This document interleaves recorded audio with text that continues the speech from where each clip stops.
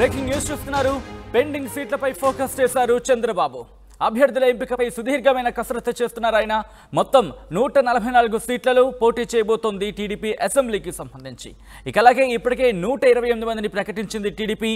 ఇంకా 16 మందిని ప్రకటించాల్సిన అవసరం ఉంది. ఇంకా అభ్యర్థులని పెండింగ్లో ఉంచిందని చెప్పుకోవచ్చు. 16 సీట్లకు సంబంధించి మొదటి విడతలో 94, రెండో విడతలో 34 స్థానాలకు అభ్యర్థిని ప్రకటించింది టీడీపీ. ఇక 17 లోక్సభ స్థానాల్లో మెజారిటీ స్థానాల్లో అభ్యర్థుల ఎంపికను కూడా పూర్తి చేసినట్టుగా తెలుస్తోంది. ఎందుకంటే మిగతా 8 కూడా అటు 6 బీజేపీకి 2 జనసేనకి కాబట్టి 17కు సంబంధించి ఆ సీట్ల మీద కసరత్తు చేసినట్టుగా తెలుస్తోంది. ఒకేసారి అందరినీ ప్రకటిస్తారు అనే ప్రచారం కూడా జోరందుకుంది.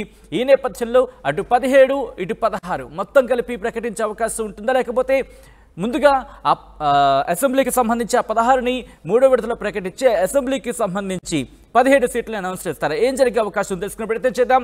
మా ప్రతినిధి కృష్ణమోహన్ అప్డేట్స్ అందించేందుకు లైవ్లో జాయిన్ అవుతున్నారు. కృష్ణమోహన్, చాలా ఇంట్రెస్టింగ్ గా ఉన్న మ్యాటర్ని చెప్పుకోవాలి. ఎందుకంటే 16 సీట్లు ఇంకా ప్రకటించాల్సి ఉంది, 17 పార్లమెంట్ అంశానికి సంబంధించి. సో ఏది ప్రకటించే అవకాశం కనిపిస్తోంది ముందు? ఇప్పుడు ఎటువంటి ఫోకస్డ్గా ఉంది?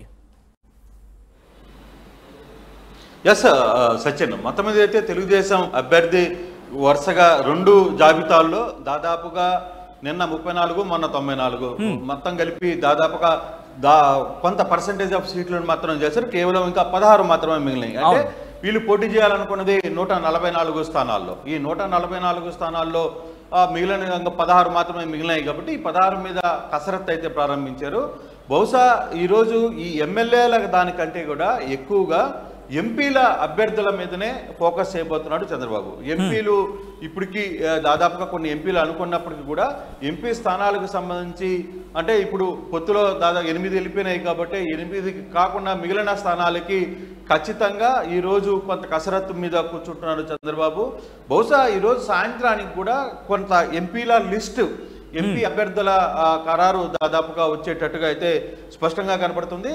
మరోవైపు అసెంబ్లీకి సంబంధించి కూడా 16 సీట్లలో కొన్ని ఇంకా కాంట్రవర్సీస్లో ఉన్నాయి. మనం చూసుకుంటే పెనమలూరు కావచ్చు, లేకపోతే మైలవరం కావచ్చు, ఇట్లాంటి ఇష్యూస్, సర్వేపల్లి కావచ్చు, ఇట్లాంటివన్నీ కూడా కొంత ఇంకా తగాల్సిన పరిస్థితి ఉంది. సో వాటిల్ని ఎలా ఓవర్కమ్ చేయాలి అనే దాని మీద సో ఆల్రెడీ నిన్న సాయంత్రానికి కూడా చంద్రబాబు చాలామంది నేతలకి క్లియర్ ఇన్స్ట్రక్షన్స్ ఇచ్చారు. కొన్ని సమాచారాలను అయితే పంపించేశారు, కొంత క్లియర్ చేశారు.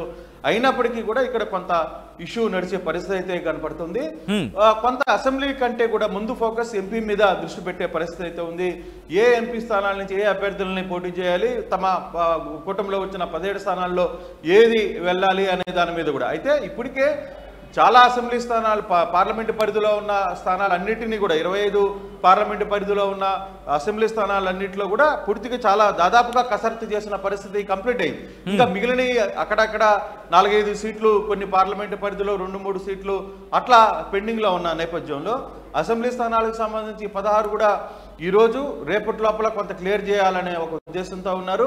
అలాగే ఎంపీలు పోటీ చేస్తున్న మిగిలిన ఎంపీ స్థానాలకు సంబంధించి కూడా ఒక క్లారిటీలో ఉండాల్సిన పరిస్థితి వచ్చింది. సో ఆ విషయం మీద ఈరోజు కొంత పూర్తి స్థాయిలో వర్కౌట్ అయితే చేస్తున్నారు.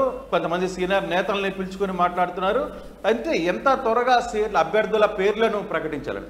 సాధారణంగా చూసుకుంటే చంద్రబాబు ఎప్పుడో 1999లో తర్వాత ఇంత ముందుగా అభ్యర్థులను ప్రకటించిన పరిస్థితి లేదు. ఇప్పుడు కూడా నోటిఫికేషన్ వచ్చిన తర్వాత లాస్ట్ డేట్లలో ఆ టైంలోనే ఆయన ప్రకటించే పరిస్థితి ఉంది. కానీ దాదాపుగా 40 రోజులు ముందుగానే ఆయన తన సీట్ల అభ్యర్థులను పార్టీ అభ్యర్థులను ప్రకటించేసిన పరిస్థితి ఉంది.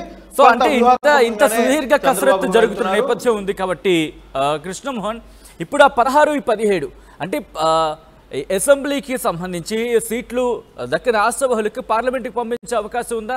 అటువంటి వ్యూహంతో ముందుకు వెళుతుందా? అటువంటి అనౌన్స్మెంట్ ఏమైనా మనం ఎక్స్పెక్ట్ చేయొచ్చా ఈసారి? ఎస్ ఖచ్చితంగా. ఎందుకంటే కళా వెంకట్రావుని ఎంపీగా పంపని చెప్పి చెప్తున్నారు. కొంతమంది అభ్యర్థులను కూడా ఎంపీగా పంపించాలని ఒక ప్రయత్నం జరుగుతోంది.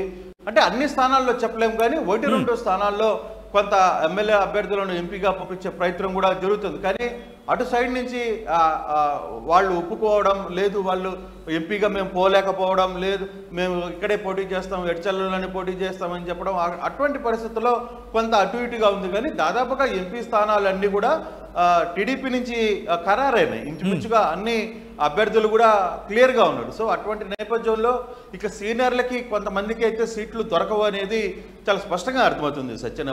మనం చూస్తుంటే వరుసగా 2 సీట్ల వ్యవహారం 2 లిస్టులలో కూడా, కానీ చంద్రబాబు వ్యవహరిస్తున్న తీరు కూడా కొంత ఈసారి రొటీన్కి భిన్నంగా ఉంది. మొఖమాటం లేకుండా, ఈసారి మాత్రం మొహమాటం లేకుండా ఓపెన్గా చెప్పేస్తున్నారు, మీకు ఈ సీట్లు లేదు, సీటు రాదు, మనం వేరే ఆల్టర్నేట్ చేసుకుంటున్నాం, మీరు సహకరించండి, మీరు కలిసి మనం అందరం కలిసి ఈసారి ఎలక్షన్ గట్టిగా చేయాలి అని చెప్పే మాట ఉంది. గతంలో కొంత మొహమాటం ఉండేది, కొంత ప్రెషర్ ఉండేది చంద్రబాబు దగ్గర, కానీ ఈసారి అది లేదు యాక్టివిటీ. అంటే ఇక్కడ ఈసారి లోకేష్ రోల్ విషయంలో మాత్రం కొంత డిఫరెంట్గా కనపడుతుంది.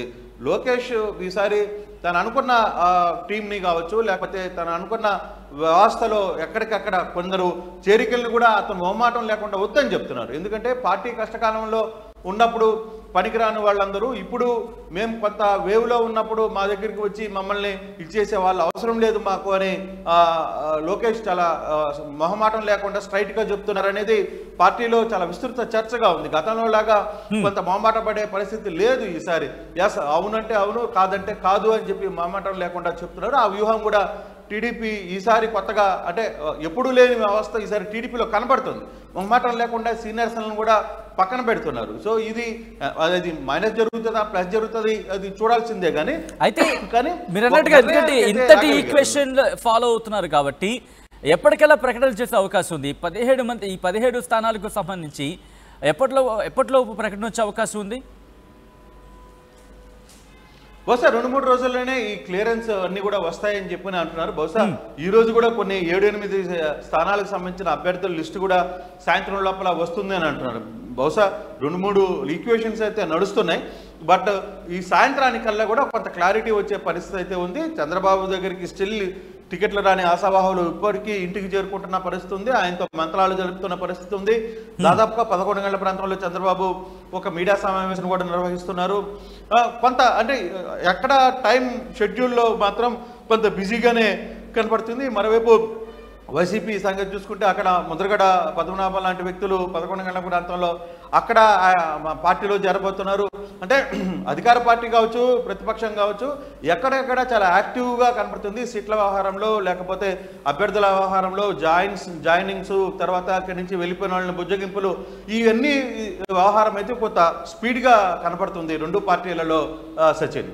అయితే ఈ 17 లోక్సభ స్థానాలకు సంబంధించి ఒక విడతలో ప్రకటించే అవకాశం ఉందా? వీటిని కూడా 2 విడతలో ప్రకటించే అవకాశం కనిపిస్తుంది. ఎందుకంటే అక్కడ 16 అసెంబ్లీ స్థానాలు కూడా ఇంకా ప్రకటించాల్సిన పరిస్థితి ఉంది కాబట్టి ఒకే విడతలో వీటిని ప్రకటించే అవకాశం ఉందనుకోవచ్చా?